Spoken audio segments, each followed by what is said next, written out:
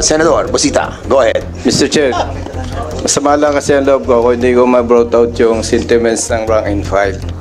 Ano po bang malaga? Yung gusto ng ilan o yung gusto ng majority? I respect the members, my colleagues, and the sponsor of this bill. Gusto ko lang iparating, Mr. Chair, as member of this committee, hindi po ako pabor sa ganon. Dapat lagi ang iniisip natin yung moral and welfare ng marami, especially yung maliliit at mahirap natin mga kababayan. So, kung hindi natin makuha, Mr. Chair, yung talagang pulso ng personnel, conflict yan doon sa interest ng author. Hindi po tama yon. Wala eh.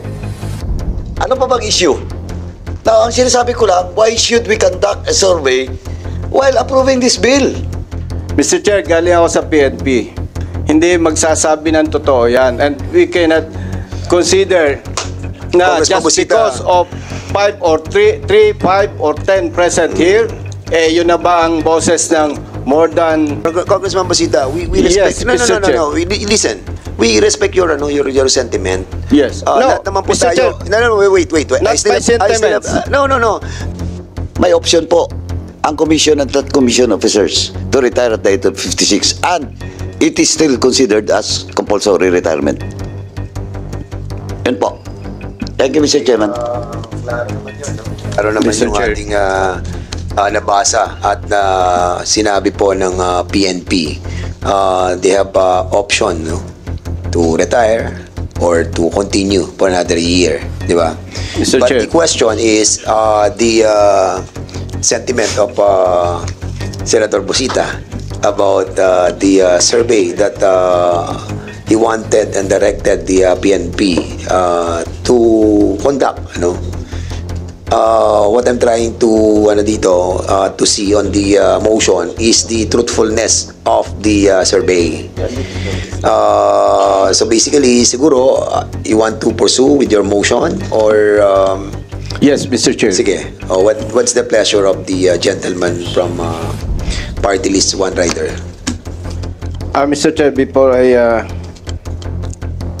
May pending tayong motion. Yes, Mr. You have Chair. already... Banggitin ko lang dito, Mr. Chair, dito sa Section 39, compulsory retirement for officer and non-officer shall be upon the attainment of age 57, provided that uniform personnel who have less than 1 year in service upon the effectivity of this act shall have the option to retire at the age of 56. So, ibig sabihin, Mr. Chair, ang binibigyan lang po dito ng option, itong retirable. But all the rest, pag naisabatas ito, 57 years old lahat ang retirement nila. That's why, para po makita natin yung interest ng rank and file, dapat po talagang magkaroon ng proper survey dito sa PNP personnel. Kung lumabas po, yes, majority, so be it.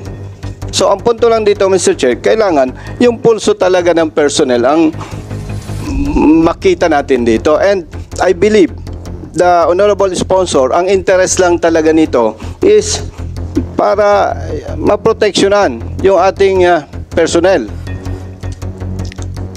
Yung moral and welfare nila. So, kung hindi natin makuha, Mr. Chair, yung talagang pulso ng personnel, conflict yan doon sa interest ng author. Hindi po tama yon. So, yun lamang po, yung nabanggit kasi dito. Thank you so much. Chair. We have really to balance everything. We know that there are advantages and disadvantages on the retirement age from 56 to 57. We know all about it. At alam natin that the junior officers will be really affected. Even without the survey, those junior officers will really react on this. But having said that, we already discussed as well the benefits of those other senior officials to be in service for another year for their capacity to lead the organization as well. But of course, hindi naman nila monopolize yung serbisyo din, di ba? So, be that as it may, no, the reason why we are here is to approve or not the bill that was filed by the speaker and all other personalities in this as a co-author. So basically, I think we have discussed this lengthily, no, before and today. So one way or the other, we have to approve this measure in favor or not in favor of this House Bill 1140. But a while ago, you have a pending motion to direct them to conduct a survey, duly seconded. Hearing no objection, your motion is now approved. So, Mr. Chairman, yes. Thank you, just, Mr. Chair. let me just clarify. So, magsasurvey ka pending approval of this bill? No, What will be the purpose of that survey for in the service of this bill? Kasi if we approve this today, moot an academic po yung survey na yan. Di ba? Now, Mr. Chairman, ito lang po. Again, I will just like to reiterate and I will ask the PNP, not my fellow members of this committee. Kasi po, optional retirement, you can apply for optional retirement. But in this case, ang sabi ko nga, ano pa bang interest ng mga rank and file? Of course, they have to retire. They want to retire mandatory or compulsory at the age of 56. Now, here comes in-extend natin ng 57. But, malinaw po dito, they have also an option to retire if they want at the age of 56. And that will be considered as compulsory retirement. And they can get all the benefits that they should have upon retirement at the age of 56. Wala eh. Ano pa bang issue? Now, ang sinasabi ko lang, why should we conduct a survey while approving this bill? Diba, that will be a moot and academic. And, well, in fact, sinasabi ko nga, if the interest of the members of the PNP, rank and file, and all other commission officers, middle level officers, and they felt that this bill will not serve for the purpose of the interest of the whole organization, they have an option to retire at 56, and it is still compulsory retirement, and they can get all the benefits that they should get from the government. Yes. Kaya actually kung titingnan mo, naging flexible pa nga eh. Kasi kung gusto mo extend ng 1 year, pwede ka pasok. Kung gusto mo mag-retire ng 56, pasok ka pa rin. Compulsory retirement pa rin. Yeah, the same. You can still get all the benefits that you've given to all those retirees at the age of 57 or 56.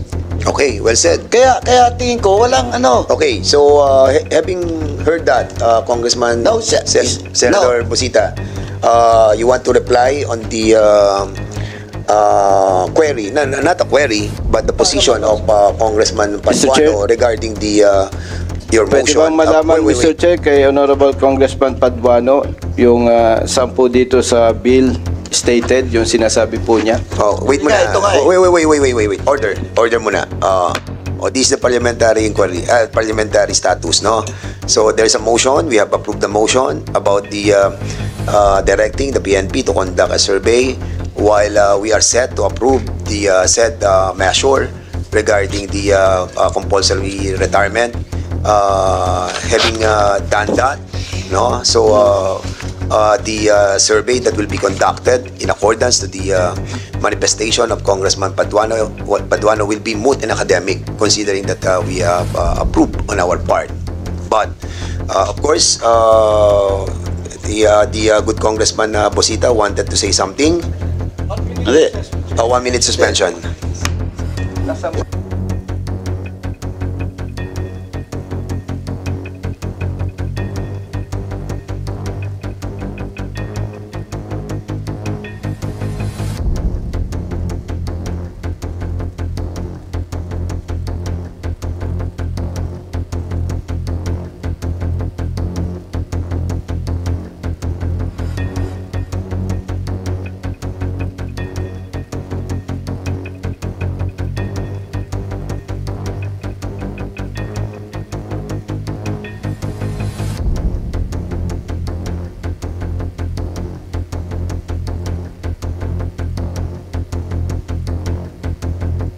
Ito yung ano po. Mr. Chair, Yes, Senador Busita, go ahead. Mr. Chair, masama lang kasi ang loob ko kung hindi ko ma-brought out yung sentiments ng rank and file. Ano po bang malaga? Yung gusto ng ilan o yung gusto ng majority? Especially those affected personnel from the PNP. Isinama na po natin yung BGMP and Bureau of File. I think, in the interest of service, Mr. Chair, laging ang mahalaga dyan yung majority. Majority lagi, Mr. Chair. Hindi pwede yung ilan lamang. But of course, I respect the members, my colleagues, and the sponsor of this bill. Gusto ko lang iparating, Mr. Chair, as member of this committee, hindi po ako pabor sa ganon. Dapat lagi ang iniisip natin yung moral and welfare ng marami, especially yung maliliit at mahirap natin mga kababayan. And I know, Mr. Chair, with respect to officers of the PNP present here this afternoon, iilan lang naman ang may gusto niyan eh. Now, we have to protect also the sponsor of this bill. How? Malaki ba ang problema, Mr. Chair? Kung hintayin natin yung tamang survey? So kung lumabas is yes, majority, so be it. Hindi na ako mag-comment dito. Ang pinaparating ko dito, Mr. Chair, yung sentiments ng rank and file and their families. Dati akong pulis eh, kaya alam ko eh. So, I submit, Mr. Chair, kung ano Okay. po ang mapag-anuhan ng committee. Pero, yeah. ang sinasabi ko lamang dito, Mr. Chair, matagal ng problema yan eh. Most of the time, ang nasusunod, yung iilan, hindi na i-consider yung maliliit, yung rank and file. Alam ko yan, Mr. Chair. Okay. Dami na nga kapalpakan eh. Sana, wag nating madaliin, Mr. Chair.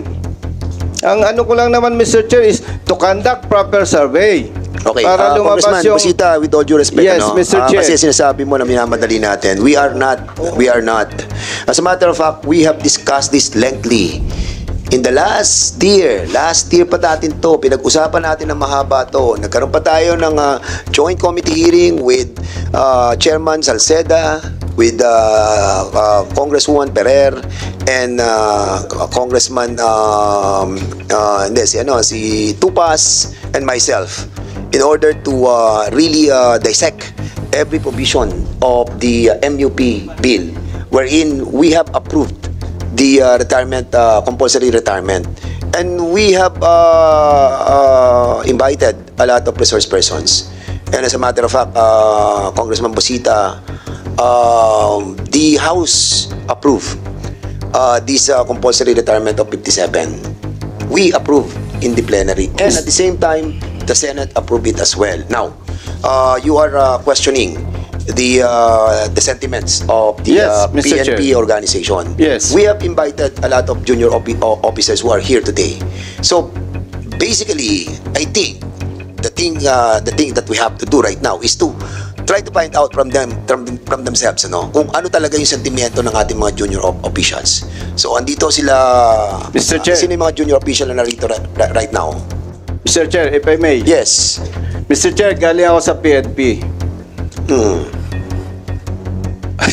Hindi magsasabi ng totoo yan. And we cannot consider na Congressman just Busita. because of 5 or 3, 5 or 10 present here, yun na ba ang boses ng more than ilan General Acobo, sir, ang PNP personnel? We are 20,000 plus. Oh, Congressman Busita, we respect. Yes, No. Mr. Chair. Listen. We respect your sentiment. Yes. No, Lahat naman po Mr. tayo. Chair. No, wait. Not my sentiments. No. This is your sentiment according to the sentiments of the junior officials of our PNP. We understand that. Actually, hindi lang naman po kayo nakakarinig ng ganyang mga sentimiento ng ating mga opisyales. Kahit ako.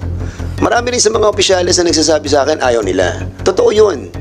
But we are in this Congress we are deliberating a measure, and this is being voted upon by the members of this committee, and after which we bring this in the plenary, and the members are voting on it, and we have voted, and we have decided that this bill to become a law, and then unfortunately it was vetoed by the president. But again, I will repeat, yung compulsory retirement was not vetoed by the president. So in other words, Mr. Busita, Congressman, Senator, nakikita ko yung sentimiento mo na naniniwala ako dyan. But we are in a democratic process that we have to follow what the committee and the plenary will decide upon on a measure. But now, sabi mo nga, ayaw mo natin Mr. pakinggan Chair. yung mga nandito kasi baka bias nga. That's the reason why we approved your motion directing the PNP to conduct a survey kahit na po aprobahan natin sa committee to. Why? Because pupunta pa na tayo sa plenary eh.